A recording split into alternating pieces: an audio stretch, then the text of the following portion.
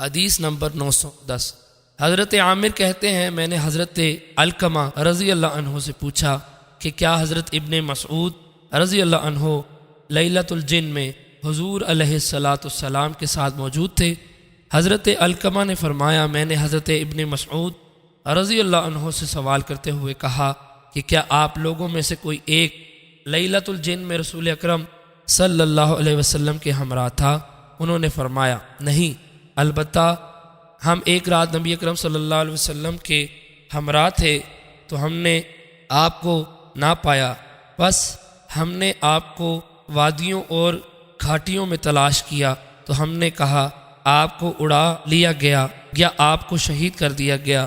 فرماتے ہیں ہم نے ایک بری رات گزاری اور سب لوگوں نے اسی طرح رات گزاری۔ صبح آپ ہیرا کی طرف سے تشریف لائے۔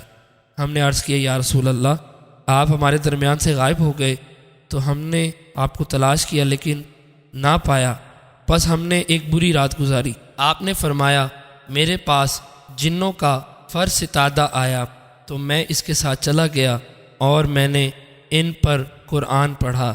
راوی فرماتے ہیں حضور علیہ السلام ہمیں ساتھ لے گئے اور ہمیں ان کے آثار اور ان کی آگ کے آثار دکھائے۔ جنہوں نے آپ سے اپنی خوراک کے بارے میں پوچھا تو آپ نے فرمایا ہر وہ ہڈی جس پر اللہ کا نام لیا جائے اور وہ تمہیں ملے، اس پر پہلے سے زیادہ گوشت چڑھے گا، اور مینگنی تمہارے جانوروں کی خوراک ہوگی۔